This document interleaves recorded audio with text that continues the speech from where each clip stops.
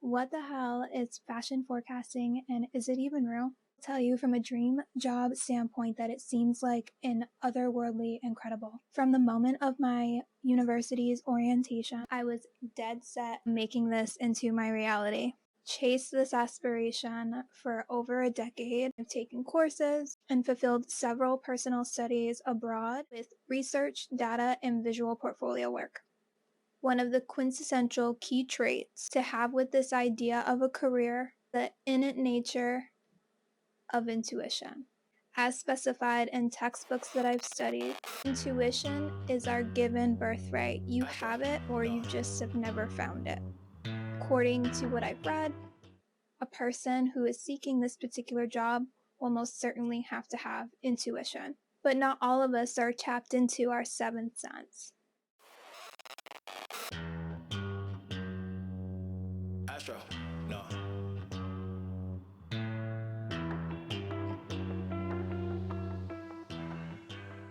Hey, I'm Christina. Welcome to the Santa Moda channel. Here is a place of all things fashion nature. This video is super special to me because it's one of my utmost passionate discussions in fashion. I had chased the idea of this topic for so many years in ways to hope to integrate myself in this part of the industry. Nonetheless, I have so much to give forth with information to share with you of my favorite dream career. Could essentially make several videos of extension to this topic, but this time we'll keep it a basic elementary version. To start off with, we're going to bring up two variations that are called trend forecasting and fashion forecasting. I won't even get into the idea of color forecasting because that's a whole nother realm, but certainly symbiotic in nature to the others. Fashion forecasting and trend forecasting coexist as one unit to me because the term fashion is absolutely not limited to clothing. Coco Chanel has inspired me to everything that I pertain to my fashion studies. One of the overseen quotes given by her helped ignite this rage of curiosity within me about fashion and what it is. To arrange her own life through, she understood how fashion functioned and utilized this as weaponry. And I know this because there's so much depth and encryption left behind through these exact quotations. So I would say that maybe it's a theory of a sort. She saw what ladies were wearing and patterns in a moment of what the culture was and decided to change the way fashion would be forever. Fashion is not simply a matter of clothes. Fashion is in the air, borne upon the wind. One intuits it. It is in the sky and on the road. Clearly, I need to come up with a video on Coco Chanel insight, awareness to her contribution, and a conduit to last century's influence and changes. I want to keep this video basic fundamental, jumpstart to a possible future playlist, Santa Moda channel. What's my take? I envision fashion to be like a chi.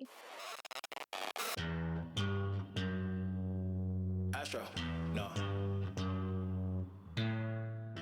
That flows through in movements and zeitgeist ever-changing aroma, whether political or environmental changes. Again, it's everything. Fashion forecasters are able to cultural braille visions in reality of seeing the coincidences in synchronistic ways to find direction and patterns in discovering fashion shifts. Since this is an introductory kind of video to forecasting, let's talk about the crucial component to better understanding how it works. So I'm going to provide an example that's not from reading a textbook to you. I'm going to give you a real life example of something that I've observed. Let's start off with zeitgeist, the spirit of the time. Zeitgeist is a German term that translates to the spirit of the age or spirit of the times. It refers to the prevailing cultural, intellectual, ethical, and political climate or mood of a particular period in history. The concept captures the collective consciousness and shared values, beliefs, and attitudes of a given era. Zeitgeist is above any paradigm shift. Envision the air element of it being the aroma of all that is in eras in time. What I've learned at school, zeitgeist starts shifts generally in 8 years or so. There will be visible progression in movement, scene, and culture from the first year to the last chapter, where a shift is evidently placed. So the masses will never know amidst a zeitgeist movement. They're in it. But they move in a way that it is felt. Behaviors, trends, think of it like a collective, a group of people on the same frequency. We can definitely gain clear examples of our existing Y2K influence in this very moment. This is the first cycle in history since the beginning of the actual era to see it be present in visuals. Consider the Britney Spears memoir. Crop tops that haven't been seen in stores in nearly a decade have been flooding retail for the past 3 years.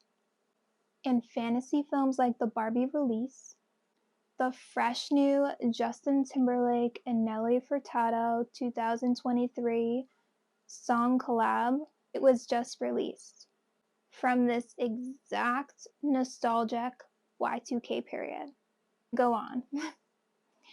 Matthew Perry passed away recently.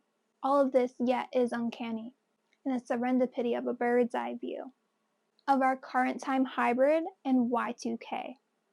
Justify it by comparing it to the days of MySpace, AOL, and Instant Message. Feel how we are as when we were during that time. It's the same spirit. It was a revolutionary new age. Consumption in the vast, ever-growing social media platform field. What makes Y2K special is that the internet inspired the fantasy we live in, especially in terms of meta. AI integration is only the beginning. You can feel the unknown.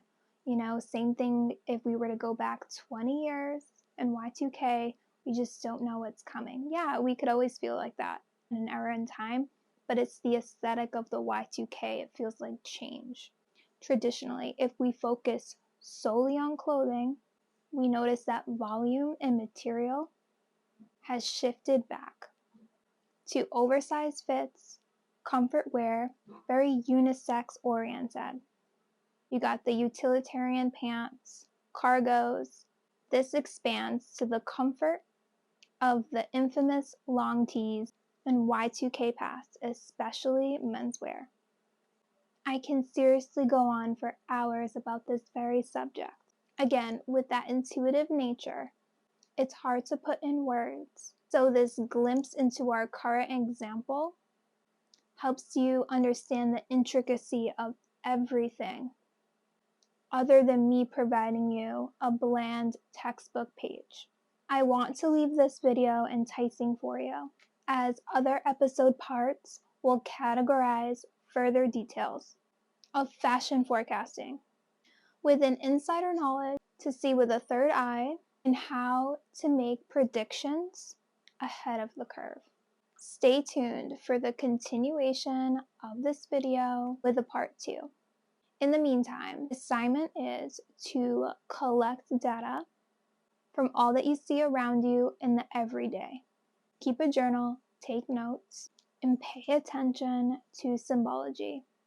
I will further explain how to coordinate your findings into categorical departments and how to study what we see now versus our historical past. Like this video if this piqued your interest. Subscribe for more organic fashion content that inspires. I enjoy sharing information from knowledge gained into an outlet of growing consumption, learning as much as we can as we are ever-growing human beings. Ciao! What you know about